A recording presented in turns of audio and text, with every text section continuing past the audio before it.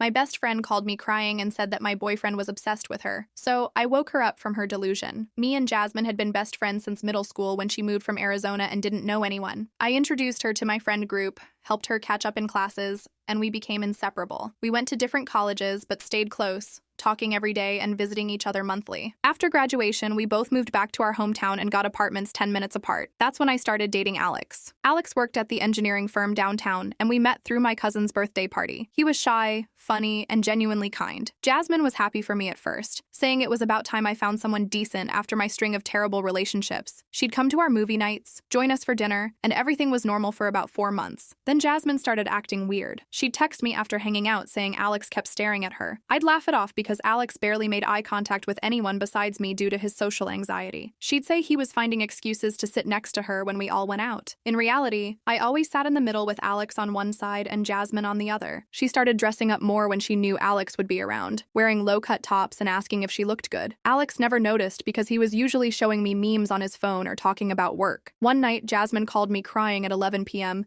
She was sobbing so hard I could barely understand her. She kept saying she was sorry and didn't mean for it to happen. I thought someone died. Finally, she managed to say that Alex was in love with her and she didn't know how to handle it. I asked what she meant. She said she'd been picking up on signs for weeks and it was killing her to keep this from me. I asked what signs. She said he always laughed at her jokes. He laughed at everyone's jokes because he was polite. She said he complimented her new haircut last week. He said it looked nice after she directly asked him 3 times if he noticed anything different. She said he texted her about my birthday gift ideas, which proved he was using me as an excuse to talk to her. I reminded her I literally asked him to text her because she was helping me plan the party. She said I was in denial, and she could prove it. The next day, Jasmine showed up at my apartment with a whole presentation. She had analyzed Alex's social media likes and noticed he'd liked 5 of her photos in the past year. 5 photos out of hundreds she posted. She said his favorite coffee shop was near her gym, which meant he was hoping to run into her. His favorite coffee shop was there before she ever joined that gym. She said he mentioned her name 12 times at dinner last week. We were literally talking about her new job, so obviously her name came up. She started crying again, saying she never wanted to hurt me, but the heart wants what it wants. She actually said that. I asked if Alex ever told her he had feelings for her. She said he didn't need to use words when his actions were so obvious. I called Alex right there on speaker, asked him directly what he thought about Jasmine. He said she seemed nice, but kind of intense lately, and asked if she was okay. Jasmine grabbed my phone and told Alex he didn't need to hide anymore, that I knew about their connection. Alex asked what connection. She said the way he looked at her, talked to her, how he was always trying to be near her. Alex said he was confused and asked if Jasmine was drunk. She started yelling that he was gaslighting her and they both knew what was between them. Alex told me my friend needed professional help and hung up. Jasmine said his denial proved he was in love with her. 2 days later, Jasmine texted Alex saying I gave her permission to explore their feelings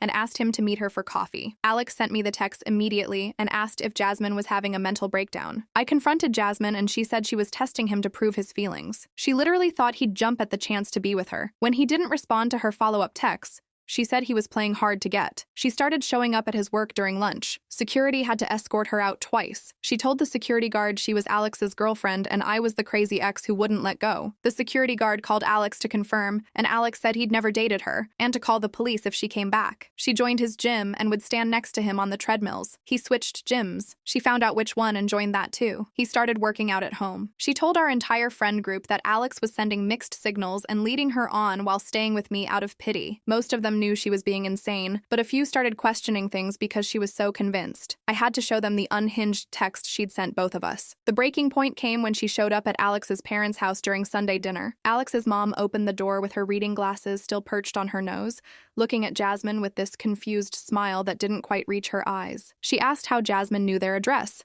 since they'd only met twice before at casual dinners. Jasmine didn't answer, just pushed past her into the house, saying she needed to talk to Alex without me there manipulating everything. I heard Alex's voice from the dining room, getting higher and panicked, asking his mom what was happening. His dad's chair scraped against the floor as he stood up fast. I was still at my apartment when my phone buzzed with Alex's text that just said, "Help, she's here," and my stomach dropped because I knew exactly who he meant. Alex's dad walked into the entryway and told Jasmine in this firm voice that she needed to leave right now. Jasmine's eyes filled with tears, and she said she just needed 5 minutes to explain everything, that Alex had been secretly reaching out to her, and she couldn't keep pretending anymore. Alex's parents looked at each other with these worried faces because their son was literally backing away from Jasmine toward the kitchen. Alex's mom put her hand on his shoulder and asked if he was okay. Jasmine kept talking about signs and hidden messages, and how Alex's love for her was so obvious to everyone except his controlling girlfriend. happened. Alex's dad repeated that she needed to leave louder this time. Jasmine sat down on their couch like she lived there and said she wasn't going anywhere until Alex admitted his true feelings. I drove to Alex's parents' house going way over the speed limit, my hands shaking on the steering wheel. When I pulled up 10 minutes later, Jasmine was sitting on their front porch with her arms crossed. Alex's mom was standing by the door looking completely lost about what to do. Jasmine saw me get out of my car and immediately started talking to Alex's mom about how I'd been emotionally abusing Alex for months. She said I kept him away from his friends, monitored his phone, and made him feel guilty for having any life outside our relationship. Alex's mom looked at me like she was trying to figure out if any of this could possibly be true. I walked up the porch steps and Jasmine stood up, getting right in my face. She said Alex deserved someone who trusted him, someone who didn't need to control every second of his day. I could see the neighbors' curtains moving as people watched this scene play out on a quiet Sunday evening. I tried to keep my voice calm and told Jasmine she needed professional help. She laughed this bitter laugh and said that's exactly what manipulative people say when they're losing control. Alex's dad came outside with his phone in his hand and said he was calling the police. Jasmine's whole face changed and she screamed that I was the one who needed help, that my insecurity was so bad I had to invent this whole story about her being obsessed. She yelled about how I couldn't handle that Alex might have feelings for someone else,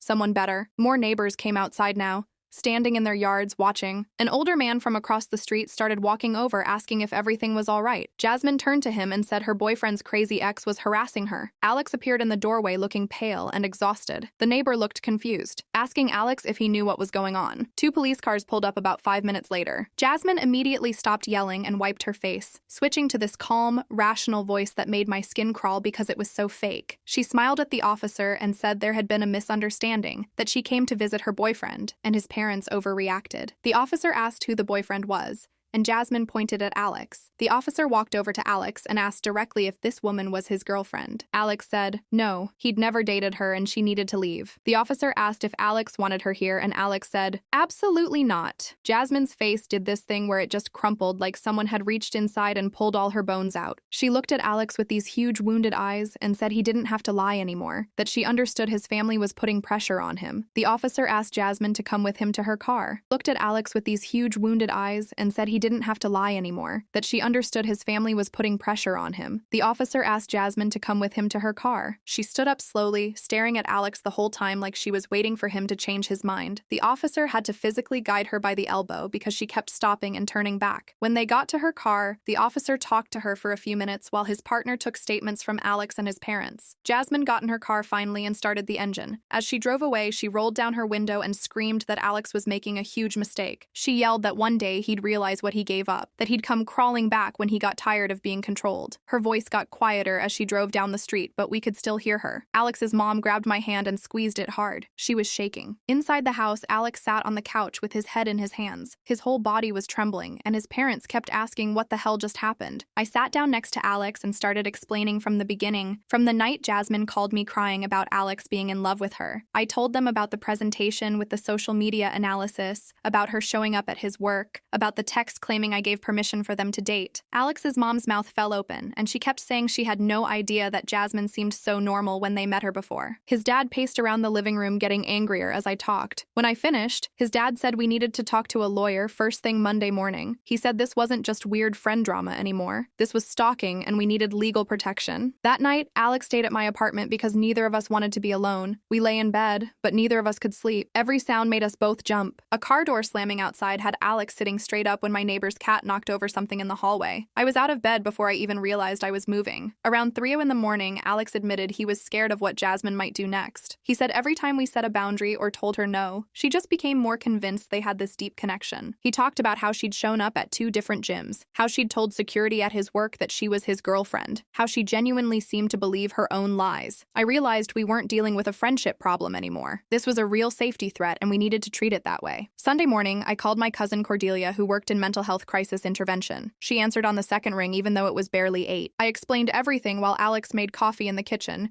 his hands still shaky. Cordelia listened without interrupting, and when I finished, She was quiet for a minute. Then she said Jasmine's behavior matched something called erotomania. She explained it was a delusional disorder where someone believes another person is in love with them, even when there's clear proof they're not. She said people with erotomania can be completely normal in other areas of their life, but have this one fixed delusion they can't let go of. I asked if it was dangerous, and Cordelia's voice got serious. She said it could be especially when the delusion gets challenged. Cordelia explained that people with erotomania interpret rejections as secret tests or proof of hidden feelings. She said when Alex told Jasmine he wasn't interested, Jasmine's brain twisted that into evidence that he was forced to deny their connection. Every boundary we set, every time we said no, just made her more certain. Cordelia told us we needed to document absolutely everything from now on. Save every text, every voicemail, write down every incident with dates and times. She said we needed to stop all direct communication immediately because any response, even telling her to stop, would feed the delusion. Most importantly, she said we needed legal protection right away. She used the word restraining order and said, these situations could turn violent when the person's delusion got threatened enough. I looked at Alex standing in my kitchen doorway holding 2 mugs of coffee,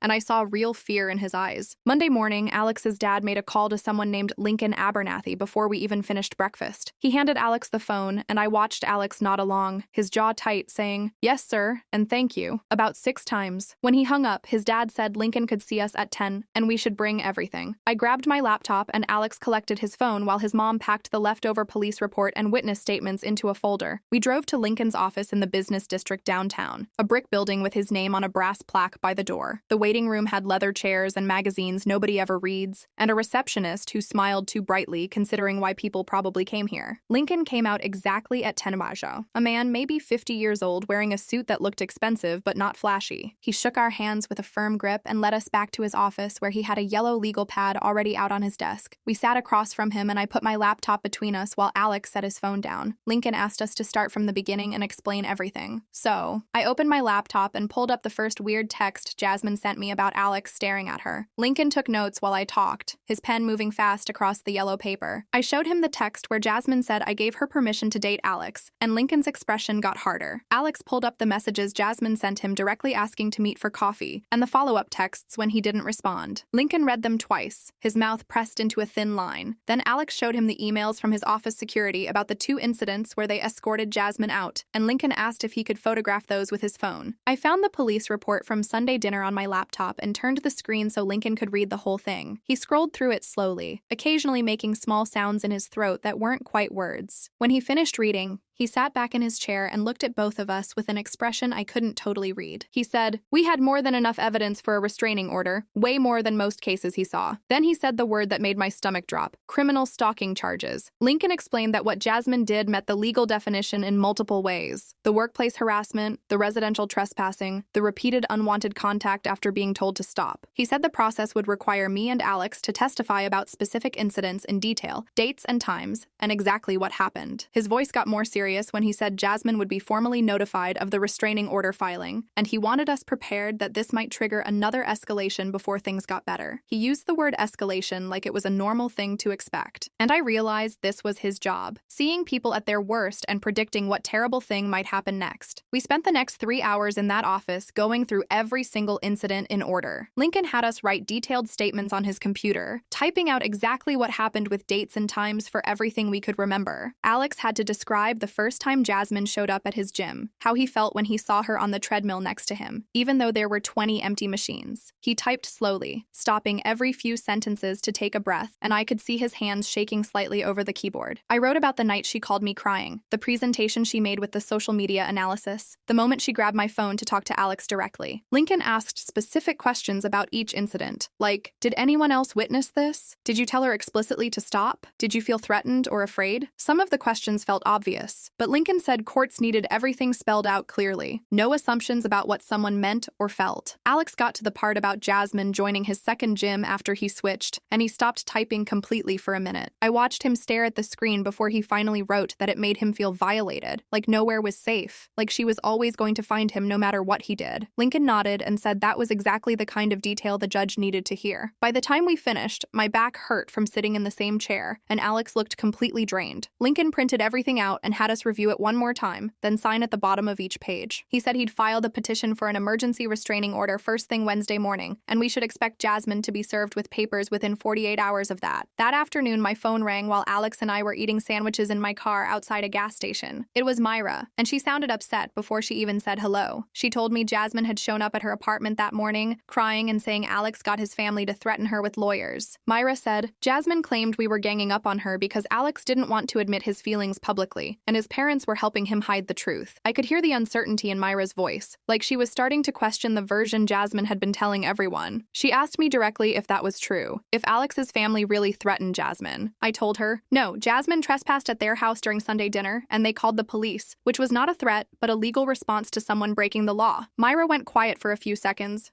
and when she spoke again, her voice was different, smaller. She said she was starting to realize the version Jasmine told her might not be accurate. She mentioned little things that hadn't made sense, like how Jasmine said Alex texted her constantly but could never show the actual texts, or how the timeline of events kept shifting depending on when Jasmine told the story. I felt this mix of relief that Myra was finally questioning things and anger that it took this long, that Jasmine got to control the narrative for weeks while Alex and I dealt with actual stalking. I told Myra I would send her everything, all the evidence we just gave to Lincoln. I pulled over into a parking lot so I could focus and started forwarding screenshots of Jasmine's texts to Alex. The ones where she said I gave permission for them to date, the ones where she asked him to meet her after he'd already said no. I sent the security incident reports from Alex's office that documented both times they escorted her out. I sent the police report from Sunday with the officer's notes about Jasmine refusing to leave the property and claiming she was there to talk to her boyfriend, which Alex had to correct by saying he'd never dated her. Myra didn't respond for almost 10 minutes, and I sat there watching the 3 dots appear and disappear on my phone screen. Finally, she called me back instead of texting. She said she felt sick that she doubted me, that she'd actually wondered if maybe I was being controlling or jealous like Jasmine suggested. She admitted Jasmine's story had inconsistencies, but her certainty made it believable. The way she could describe these elaborate scenarios with so much detail that it felt like they must have happened. Myra said she should have asked more questions, should have talked to me and Alex directly instead of just accepting Jasmine's version. I told her it was okay, even though part of me was still angry because I understood how convincing Jasmine could be when she believed her own delusions so completely. Myra said 3 other friends from our group wanted to apologize and hear the real story directly from me. She suggested we meet at the coffee shop on Main Street the next day, somewhere public and neutral. I felt this weird mix of emotions, relief that they were finally listening, but also frustration that it took lawyers and police reports for them to take this seriously. I agreed to meet them at 2 bar in the afternoon, and after I hung up, Alex reached over and squeezed my hand. He didn't say anything, but I could see in his face that he felt the same complicated mixture of vindication and exhaustion. The next day, I walked into the coffee shop and saw Myra sitting at a big table in the corner with 3 other friends from our group. They all looked uncomfortable, shifting in their seats and not quite making eye contact when I first sat down. I opened my laptop and pulled up the timeline I'd created for Lincoln, every incident with dates and descriptions. I turned the screen so they could all see and started walking them through it chronologically. Their faces changed as they read, going from uncertain to shocked to horrified. When they got to the text where Jasmine claimed I gave her permission to date Alex, Myra actually gasped. She said Jasmine had told them Alex sent that message to Jasmine as a test to see if she'd actually meet him, which was the complete opposite of reality. I showed them Alex's response where he forwarded Jasmine's message to me immediately asking if she was having a breakdown. One of the other friends, a girl named Sarah, put her hand over her mouth and shook her head. Another friend admitted that Jasmine had been privately messaging each of them with slightly different versions of events. Sarah said Jasmine told her that Alex confessed feelings during a work event, but told Myra that he'd shown up at her apartment and told someone else that they'd been secretly texting for months. None of them had compared notes until now because Jasmine specifically asked each person to keep their conversations private, saying she was embarrassed and didn't want everyone knowing her business. They realized now that she'd been manipulating them by controlling the information flow, making sure nobody could piece together that her stories didn't match. A third friend, a guy named Marcus, said Jasmine had asked him to spy on me and report back what I was saying about Alex. He'd thought it was weird at the time, but Jasmine framed it like she was worried about me and wanted to make sure I was okay. He said he felt like an idiot now for not seeing through it. The friend group sat there for another hour, talking through everything, and by the end, they all agreed to cut contact with Jasmine completely. Myra said they'd provide witness statements if Lincoln needed them, documenting how Jasmine tried to manipulate them and spread false information about Alex. It felt validating to have them finally understand and believe me, but it also felt deeply sad. Our entire social circle was fracturing. splitting into people who supported us and people who'd have to cut ties with Jasmine. The Jasmine I knew for 15 years, the girl who moved from Arizona and didn't know anyone, who I helped with homework and invited to everything, felt like a complete stranger now. I didn't recognize her in the person who showed up at gyms and workplaces and Sunday dinners, who created elaborate false narratives and believed them so completely that she could convince others. When I left the coffee shop, I felt lighter and heavier at the same time. Relieved to have support, but grieving the friendship that was never coming back. Wednesday morning, Lincoln called to say he'd filed for the emergency restraining order at the courthouse. He explained that Jasmine would be served with papers within 48 hours, meaning someone would show up at her apartment or workplace and hand her official legal documents. He said we should expect her to either love bomb us with apologies or escalate with anger when she realized this was legally serious, that the court system was now involved, and this wasn't just friend drama anymore. He told us not to respond to any contact attempt regardless of what she said, that any response would reset the harassment clock and potentially weaken our case. He said to document everything, save every text and voicemail and email, note every time she drove past our apartments or showed up somewhere we were. His voice was calm but firm when he said the next few days were critical, that this was when people with delusions either were accepted reality or doubled down harder. I thanked him and hung up, then immediately told Alex what Lincoln said. We both felt this strange anticipation, like waiting for a storm we knew was coming, but couldn't predict exactly when it would hit. That night, my phone started buzzing around 8 p.m. and didn't stop. Jasmine's name kept flashing on the screen over and over, each call going to voicemail when I didn't pick up. Lincoln had been clear about not answering, about not giving her any opening to claim we were still in contact, or that I was encouraging her behavior. I watched the notifications pile up, 17 missed calls in 2 hours, and each one felt like a physical weight pressing down on my chest. Alex sat next to me on the couch looking at his own phone, his jaw tight as he scrolled through work emails, trying to distract himself from the constant buzzing coming from my device. The voicemails accumulated in my inbox, little red numbers climbing higher and higher, and part of me desperately wanted to listen because somewhere in my brain, I still believed my actual friend might be in there somewhere, might say something that would make this all make sense. But I knew better now, knew that the Jasmine leaving those messages wasn't the girl I'd known since middle school, and listening would only hurt me more without changing anything about the situation we were trapped in. The next morning, Alex's phone lit up with a text from Quentin at work. I watched his face go pale as he read it. Then he turned the screen toward me without saying anything. Jasmine had shown up at their office building again, apparently thinking she could just walk in and see Alex like nothing had happened, like Lincoln hadn't filed legal paperwork and warned her to stay away. Security recognized her immediately from the previous incidents and called the police before she even made it through the lobby doors. Quentin's text said she'd been arrested for trespassing since the building management had formally banned her from the property after the second time she'd harassed Alex during his lunch break. She was in police custody now, actually arrested with handcuffs and everything. And the reality of how far this had escalated hit me like a truck. This wasn't just friend drama anymore, or even stalking that we could document and report. This wasn't just friend drama anymore, or even stalking that we could document and report. This was criminal charges and jail time and a permanent record that would follow Jasmine for the rest of her life. Lincoln called an hour later and his voice was calm, but I could hear the satisfaction underneath when he explained what happened. Jasmine had spent 4 hours in a holding cell before her parents posted bail and got her released. And he said this actually strengthened our restraining order case significantly because it showed the pattern continuing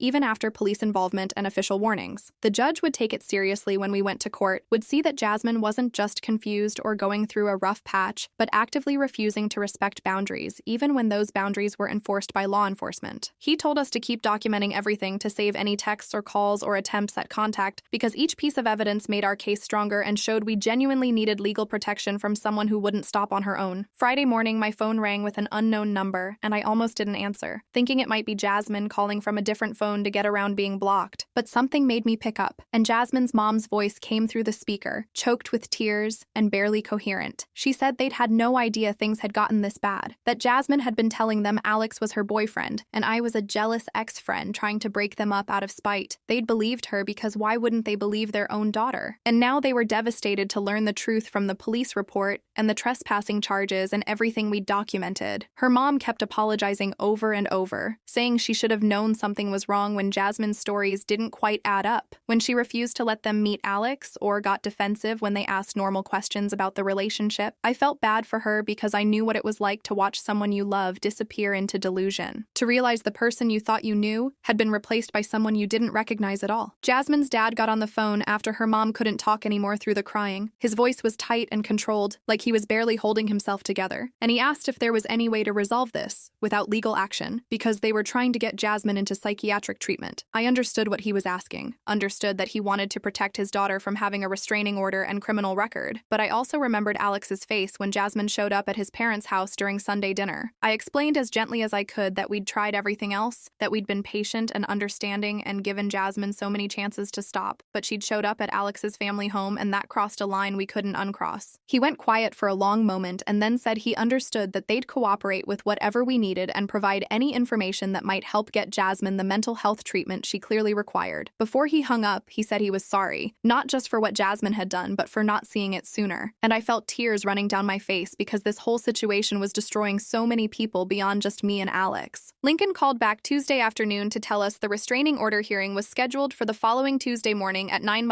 a.m. He walked us through what to expect, explaining that Jasmine would be in the courtroom because she had the right to face her accusers and defend herself against the order. He warned us that she might try to speak directly to Alex, might try to make eye contact or gesture, or do anything to get his attention and prove their connection was real. We needed to stay calm no matter what happened, needed to let the legal process work and trust that the judge would see through her delusion to the documented pattern of harassment and stalking. He said to dress professionally but not fancy, to answer questions clearly and honestly, and to focus on facts rather than emotions when we testified about what she'd done. His voice was steady and reassuring, but I could tell he was preparing us for how hard this was going to be, for having to face Jasmine in person and recount everything she'd done while she sat there watching us. That weekend, Alex and I barely left my apartment, ordering takeout and watching movies we'd already seen because neither of us could focus on anything new. We were both emotionally exhausted, drained from weeks of constant stress and fear, and looking over our shoulders everywhere we went. Alex kept apologizing like this was somehow his fault for being polite to my friend, for laughing at her jokes and complimenting her haircut when she asked directly for all the normal friendly behavior that her brain had twisted into proof of secret love. It broke my heart because he'd done absolutely nothing wrong, had just been his usual kind and socially anxious self, and now he was carrying guilt for something that existed only in Jasmine's delusion. I told him over and over that this wasn't his fault, that mental illness doesn't need a reason or a cause, but I could see he didn't fully believe me yet. Sunday evening, I finally gave in to the temptation I'd been fighting all week and listened to one of Jasmine's voicemails. I regretted it immediately, wished I could unhear her sobbing voice saying she knew Alex was forced to do this by his controlling family, that their love was tested like Romeo and Juliet or some other tragic romance. She said she'd wait for him no matter how long it took. That real love could survive anything, including restraining orders and family interference and temporary separations. Her voice had this dreamy quality to it, like she was narrating a movie in her head instead of talking about real life with real consequences. And I felt sick listening to how completely she believed the false reality she'd constructed. I deleted the voicemail and blocked her number on yet another level, then sat there feeling dirty and sad and angry all at once. Cordelia showed up at my apartment that evening with Thai food and a determined expression. She'd taken time to help us prepare mentally for the hearing, explaining in her calm, professional voice that facing Jasmine in court might be harder than we expected because delusional people can be very convincing in their false reality. They believe what they're saying completely with no doubt or hesitation, and that conviction can make others question what they know to be true. She said we needed to stay grounded in facts and the documented evidence and witness statements and police reports, rather than getting pulled into the emotional story Jasmine would tell. She practiced questions with us, had us recount incidents clearly and specifically, and reminded us that the judge had seen cases like this before and would know what to look for in someone experiencing erotomania. Monday night, I couldn't sleep no matter how tired I was, my brain refusing to shut off as I lay there staring at my ceiling. I kept thinking about middle school Jasmine, who'd moved from Arizona and didn't know anyone, how scared and alone she'd looked that first day, until I invited her to sit with my friend group at lunch. I remembered helping her catch up in classes,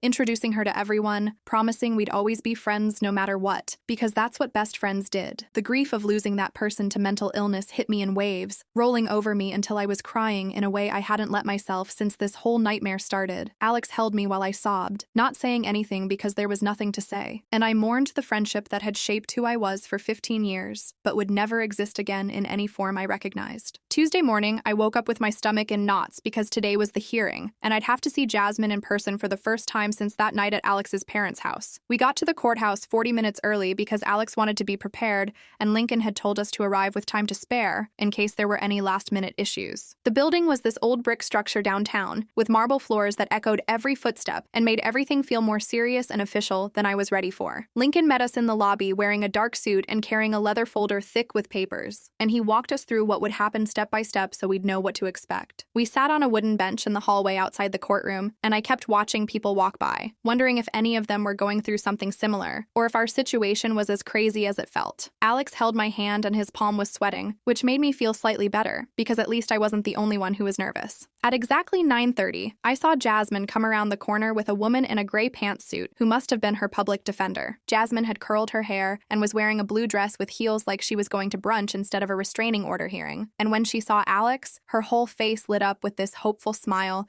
that made my skin crawl. She looked at him like he was her boyfriend, who she hadn't seen in weeks, and was so excited to finally be near again, completely ignoring the fact that we were literally in court because she wouldn't leave him alone. So excited to finally be near again, completely ignoring the fact that we were literally in court because she wouldn't leave him alone. Alex squeezed my hand so hard it hurt and turned his body slightly away from her, and I could feel him shaking next to me. Jasmine's lawyer tried to guide her into the courtroom, but Jasmine kept looking back at Alex over her shoulder with that same dreamy expression, and I wanted to scream at her that this wasn't a romantic movie. This was real life with real consequences. We filed into the courtroom and sat at a table on the left side, while Jasmine and her defender sat on the right. And the whole time we were waiting for the judge, Jasmine kept stealing glances at Alex and smiling like they were sharing some private joke. The judge came in and everyone stood up, and she was this older woman with gray hair pulled back in a bun who looked tired and like she'd seen every kind of case imaginable. Lincoln stood up and started presenting our evidence in this calm, organized way that made everything sound even more disturbing when laid out chronologically. He showed the judge printed copies of Jasmine's text to Alex where she said I'd given her permission to date him. Then the security reports from Alex's office building documenting the 2 times she'd been escorted out. Then the police report from when she showed up at his parents' house. He called Quentin as a witness, and Quentin described seeing Jasmine in the office lobby multiple times looking for Alex, and how uncomfortable it made everyone in their department. He brought up our mutual friends who'd submitted written statements about how Jasmine had told them different versions of events to keep them from comparing notes and realizing she was lying. Jasmine's public defender was this young woman who looked increasingly uncomfortable as Lincoln kept stacking up evidence, and during a recess, she asked to speak with Jasmine privately in the hallway. Through the courtroom door, I could hear Jasmine's voice getting louder and more upset, insisting that the evidence was misinterpreted and that Alex was just scared to admit his feelings publicly. When they came back in, the defender looked defeated and Jasmine's eyes were red from crying, but she still had this stubborn set to her jaw like she refused to accept what was happening. The judge called Jasmine to the stand and she walked up there with her shoulders back and her head high, and I realized she genuinely thought this was her chance to finally make everyone understand the truth as she saw it. She started talking about how she and Alex had developed this deep connection over the months, describing long conversations that I knew for a fact never happened, because I was literally there during most of their interactions. She said Alex would look at her across the table during group dinners with such longing in his eyes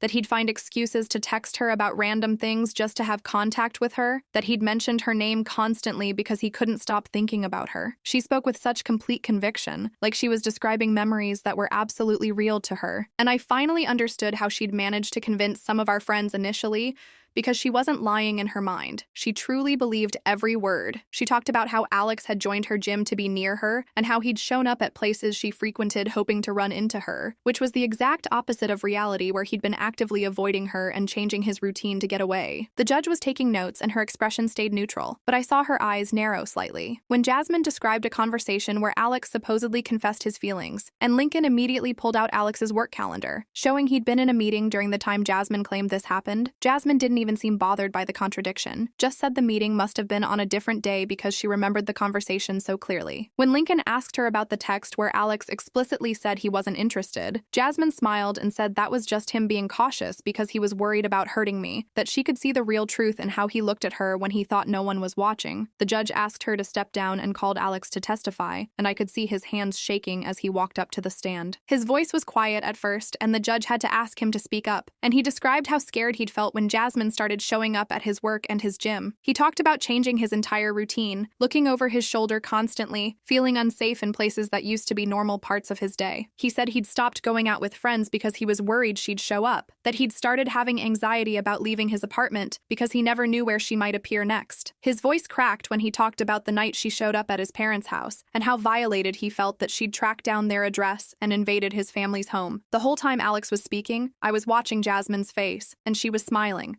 actually smiling like he was declaring his love instead of describing how much fear and stress she'd caused him. She had this soft, dreamy look in her eyes like she was watching a romantic scene in a movie, completely disconnected from the reality of what he was actually saying. The judge noticed too because she kept glancing at Jasmine with this increasingly concerned expression. When Alex finished testifying, the judge asked Jasmine to stand, and she looked directly at her and asked in a very clear, firm voice if Jasmine understood that Alex did not want any contact with her. Jasmine's smile didn't waver, and she said that what Alex says and what he really feels are two different things, that she can see the truth in his eyes, even when his words say something else, that their connection goes deeper than what can be expressed in a courtroom setting. The judge's expression went from concerned to hard in about 2 seconds, and she said that she'd heard enough. She granted a 3-year restraining order requiring Jasmine to stay 500 FT away from me, from Alex, from both our apartments, from both our workplaces, and from Alex's parents' home. Jasmine's face crumpled and she started crying, saying the judge didn't understand, that this was all a huge mistake, that she and Alex just needed time to work things out without interference. Her lawyer put a hand on her arm trying to calm her down, but Jasmine kept talking, her voice getting louder and more desperate as she insisted that real love couldn't be stopped by a piece of paper. The bailiff stepped forward and Jasmine's lawyer physically guided her toward the exit while she was still crying and protesting. We walked out into the courthouse hallway and I felt shaky with relief and exhaustion, like I'd been holding my breath for weeks and could finally let it out. Jasmine's parents were waiting outside the courtroom and they approached us looking completely broken. Her mom had tears running down her face and she kept apologizing, saying they had no idea things had gotten this bad because Jasmine had told them Alex was her boyfriend, and I was just jealous. Her dad looked about 10 years older than the last time I'd seen him at a barbecue 6 months ago, and he said they were taking her to get a full psychiatric evaluation that day because clearly something was very wrong. I could see they were grieving too, mourning the daughter they thought they knew and trying to accept this stranger who'd replaced her. Her mom reached out like she wanted to hug me, then pulled back and she said she was so sorry for everything Jasmine had put us through. They'd make sure she got the help she needed. They walked away toward where Jasmine was standing with her lawyer near the elevators, and I watched them put their arms around her while she cried into her mom's shoulder. Lincoln pulled us aside and explained that violating the restraining order was a criminal offense that would result in immediate arrest and possible jail time. He said we needed to document any attempted contact, no matter how small, save every text or voicemail or social media message and report it to the police right away. He warned us that the next few weeks would be the highest risk period, because that's when people either accept the reality of the order or escalate in a last attempt to make contact. We thanked him and walked out of the courthouse into bright sunshine that felt surreal after the fluorescent lights and heavy atmosphere inside. That night, Alex and I ordered Chinese food and sat on my couch in complete silence for almost an hour. We were both too exhausted to talk, and I kept replaying moments from the hearing in my head. Seeing Jasmine's face when Alex testified about being scared, hearing her insist that she knew his real feelings better than he did. Alex finally broke the silence and said he felt like he could breathe for the first time in weeks, that having the legal protection made him feel safer, even though he knew a piece of paper couldn't physically stop her. I realized my shoulders were up near my ears, and when I tried to relax them, they actually hurt from holding so much tension for so long. The next few days were quiet in a way that felt almost wrong. I kept expecting my phone to ring with Jasmine's number, or to see her car parked outside my apartment, and every time I heard footsteps in the hallway, my shoulders were up near my ears, and when I tried to relax them, they actually hurt from holding so much tension for so long. The next few days were quiet in a way that felt almost wrong. I kept expecting my phone to ring with Jasmine's number, or to see her car parked outside my apartment, and every time I heard footsteps in the hallway, I tensed up waiting for a knock that never came. The absence of constant crisis was almost as stressful as the chaos had been because I didn't trust that it was really over. Couldn't quite believe that the restraining order would actually stop her when nothing else had. A week after the restraining order, my phone buzzed with a text from Myra. She sent me a screenshot of a friend request from Jasmine on Instagram with a long message attached. The message rambled about how everyone had abandoned her when she needed them most, and how she thought real friends would stand by her through anything. Myra had blocked her immediately and reported it to both me and Alex. I stared at the screenshot feeling this weird mix of relief and sadness because at least our friends were finally taking this seriously, instead of questioning whether Jasmine might have a point. Myra texted that she felt stupid for ever doubting me, and that seeing Jasmine try to manipulate her way back into their lives made her realize how sick Jasmine really was. 3 days later, Alex got an email from his workplace security with an update. Jasmine hadn't attempted to enter the building since the restraining order was served. The security team had circulated her photo to all the guards and updated the access system to flag her immediately if she tried to enter any company property. Quentin stopped by Alex's desk that afternoon and mentioned that word had spread around the office about what happened. Alex's face went red, and he looked down at his keyboard because he hated being the center of attention.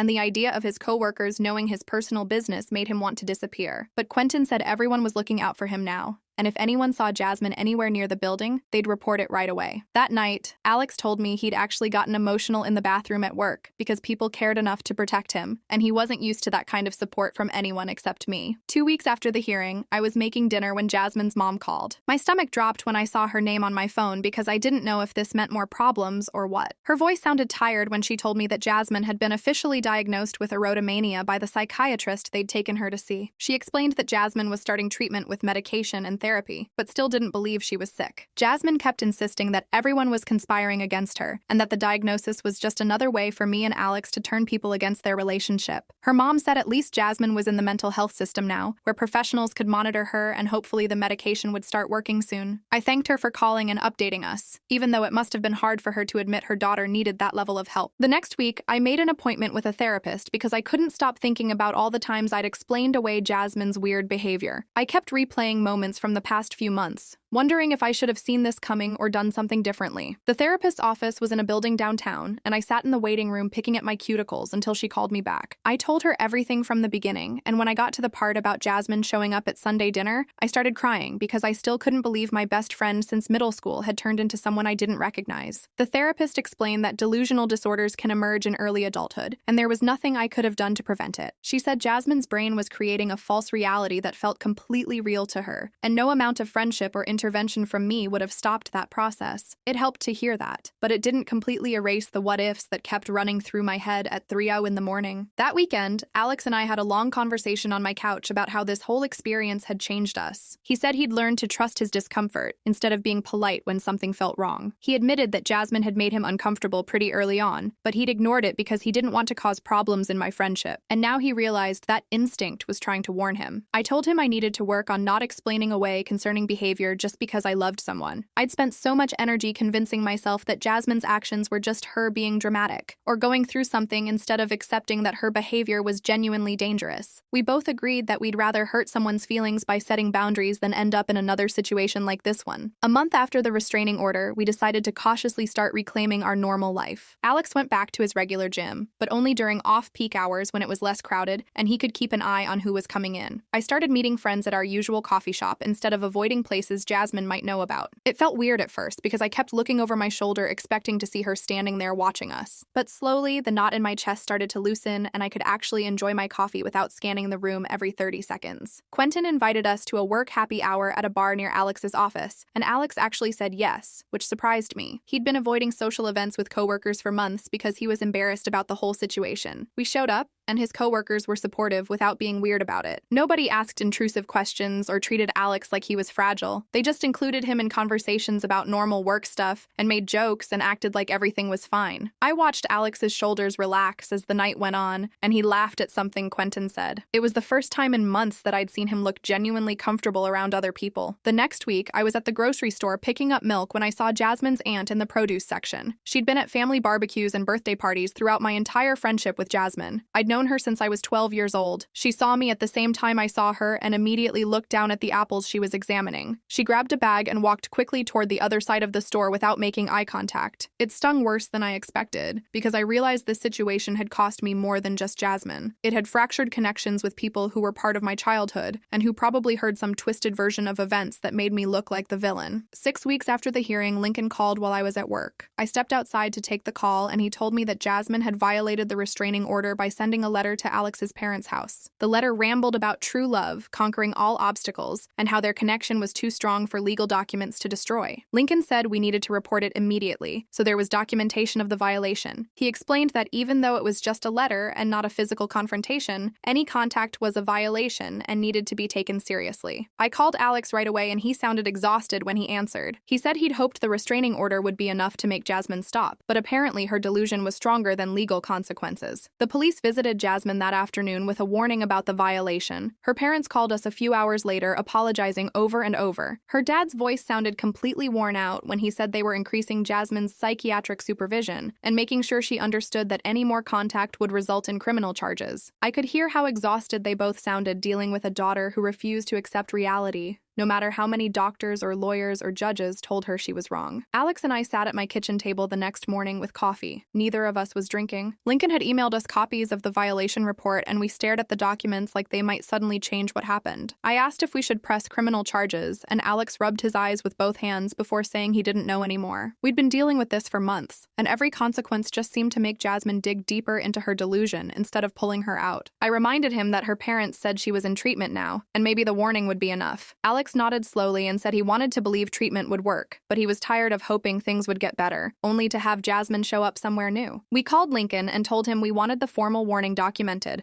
but wouldn't pursue charges this time. Lincoln said that was reasonable given the circumstances, but warned us to report any future contact immediately because patterns of violation usually got worse instead of better. He told us the warning would make it clear that next time meant arrest with no exceptions, and Jasmine's parents had been informed of the consequences. After we hung up, Alex said he felt like we were being too soft, but also didn't want to be the reason someone went to jail when they were sick.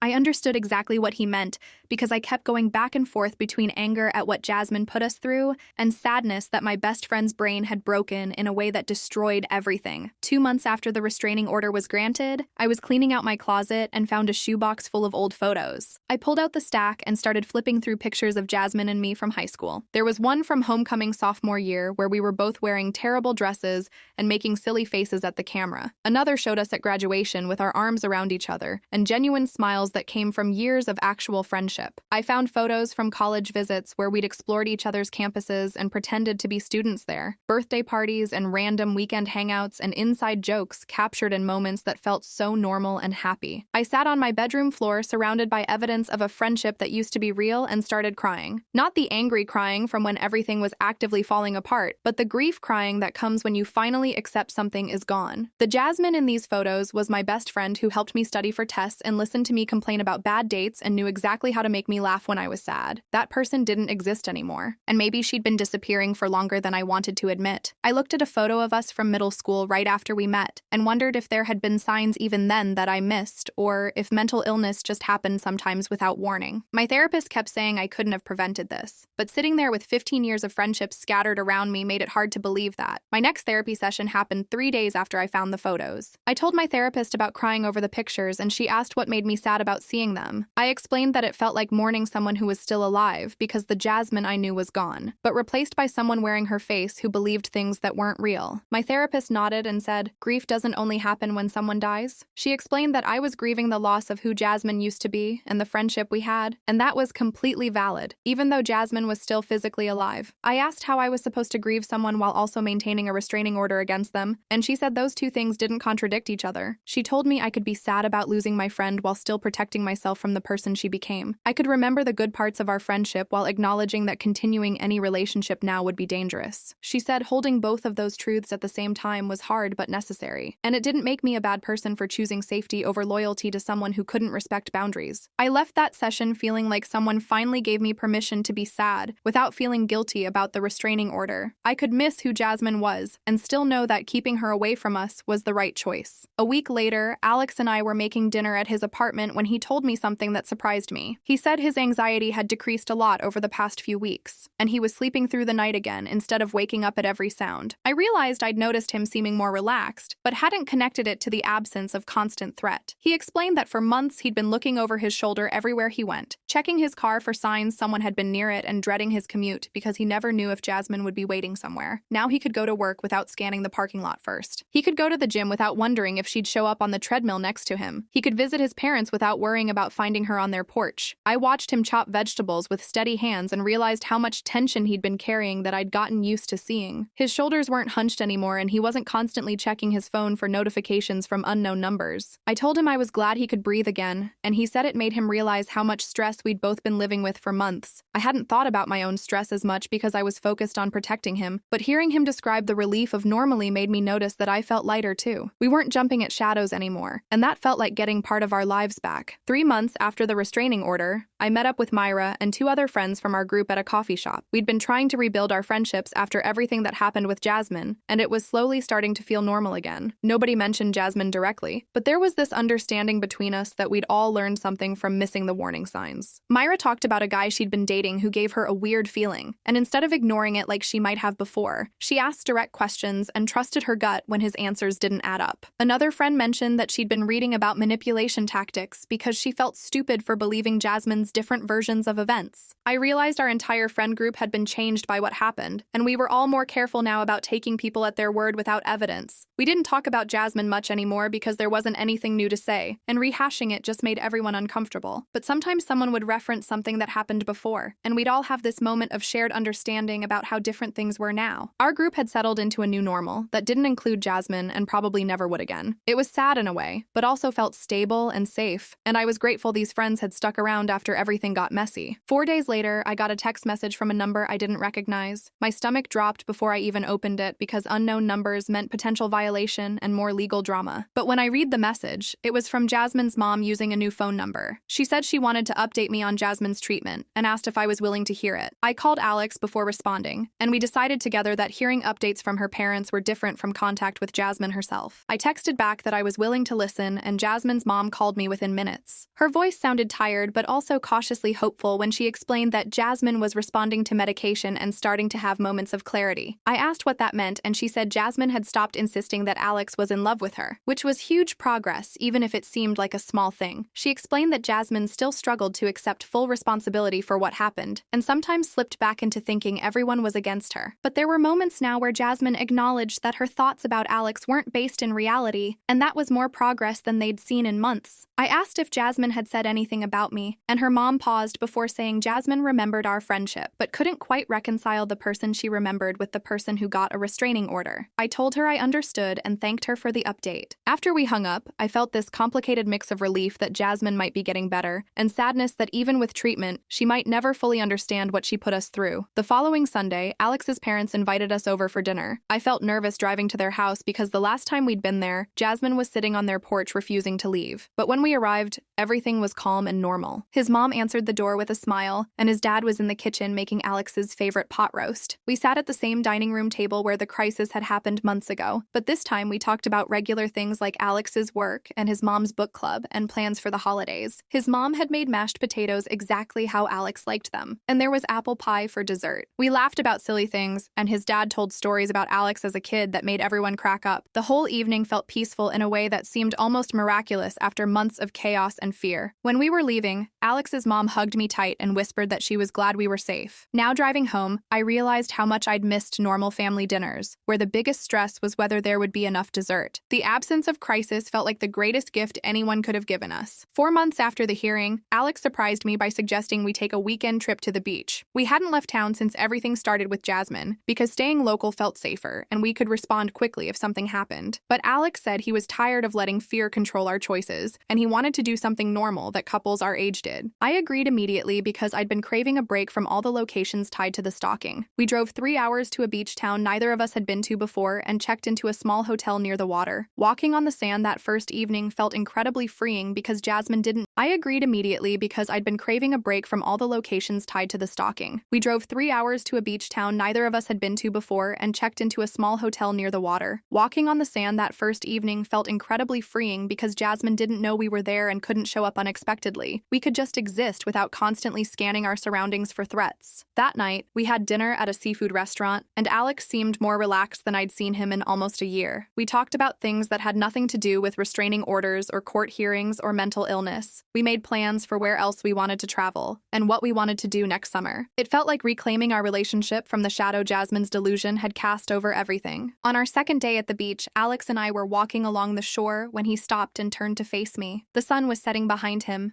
and his expression was serious but not worried. He said he'd been thinking a lot about our relationship and what he wanted for our future. I felt my heart speed up because serious conversations could go either direction. But then he smiled and said he wanted to move forward instead of letting what happened define us forever. He talked about maybe moving in together next year when my lease was up. He mentioned places he wanted to travel with me and things he wanted us to experience together. He said he was tired of making decisions based on fear and wanted to start building the life we actually wanted instead of the one Jasmine online stalking had forced us into. I felt tears in my eyes, but good ones this time because I wanted all of those things too. We'd spent so long in survival mode that I'd almost forgotten we were supposed to be building something together. Standing there on the beach with Alex talking about our future felt like coming back to life after months of just trying to get through each day. Driving home from the beach on Sunday afternoon, I realized something had shifted inside me. For the first time in months, I felt actually excited about the future, instead of just relieved that each day passed without incident. The trauma of everything that happened would always be part of our story, and I'd probably always have moments of looking over my shoulder or feeling anxious when I saw someone who looked like Jasmine. But sitting in the car with Alex, discussing which furniture we'd keep if we moved in together and debating whether we wanted a one-bedroom or two,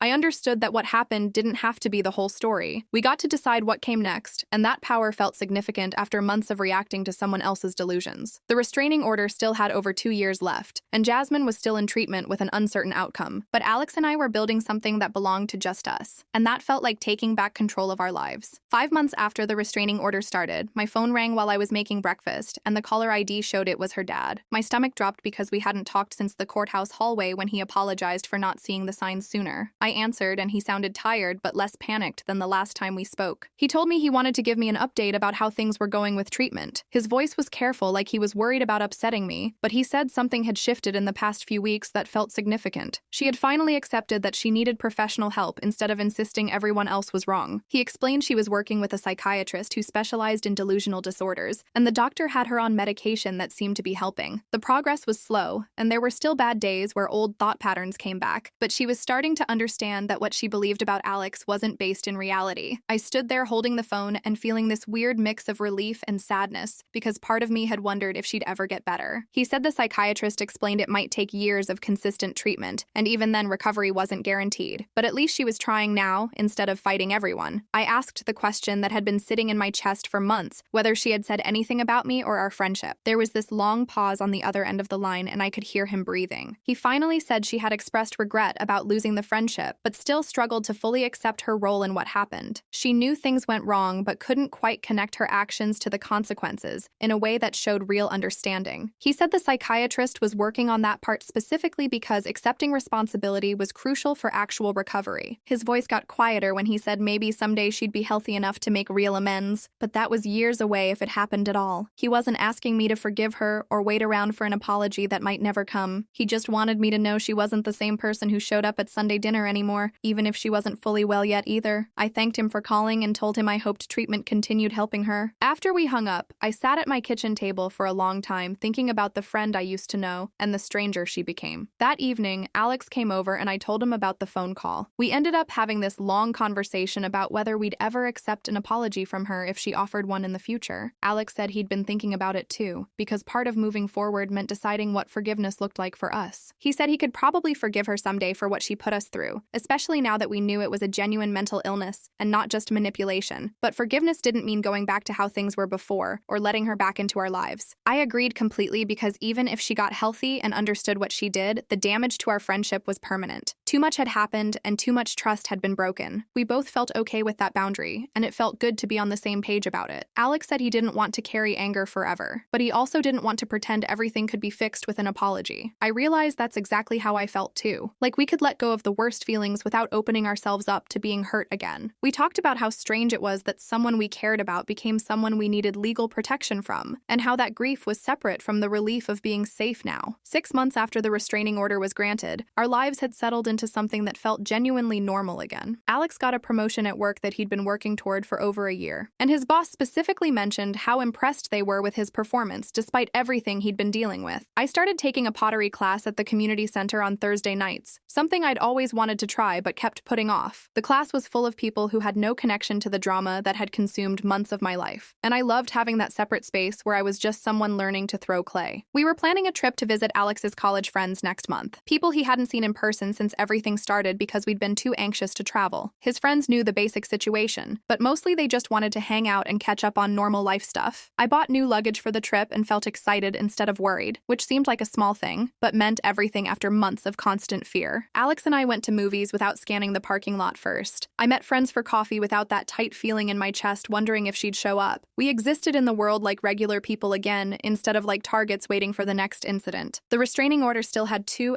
years left on it, and we'd She'd been told through her parents that there had been no further violations since the letter incident. Her parents reported she was stable on medication and living with them while continuing intensive therapy 3 times a week. I felt sad about how everything turned out because this wasn't the ending I would have chosen for a 15-year friendship. But I didn't regret protecting ourselves, and I didn't regret the restraining order. Sometimes caring about someone means accepting you can't fix them, and you have to prioritize your own safety. That's what I told my therapist, and she said it showed real growth in understanding healthy boundaries. On a random Tuesday evening, Alex and I were sitting on my apartment balcony watching the sunset and drinking iced tea. The air was warm, and I could hear kids playing in the courtyard below. Alex turned to me and said he was grateful we got through everything together because it proved we could handle hard things as a team. He said a lot of couples would have broken up under that kind of pressure, but somehow it made us stronger instead of tearing us apart. I agreed and realized I trusted him more now than I did before everything happened, which seemed backwards but made sense. We'd seen each other at our most scared and most stressed, and neither of us ran. We made decisions together and supported each other and came out the other side still wanting to build a life together. We made decisions together and supported each other and came out the other side still wanting to build a life together. For the first time since that midnight phone call 6 months ago, when everything started falling apart, I felt completely at peace with where we were. The fear that had been sitting in my chest for so long was finally gone, replaced by this quiet certainty that we were going to be okay. I was excited about the future instead of just relieved to survive each day. We had plans and dreams again instead of just crisis management strategies. Alex reached over and held my hand, and we sat there watching the sky turn pink and orange. I thought about how 6 months ago I couldn't have imagined feeling this calm or this hopeful. The trauma would always be part of our story, and I'd probably always have moments of looking over my shoulder or feeling anxious when I saw someone who looked like her from behind.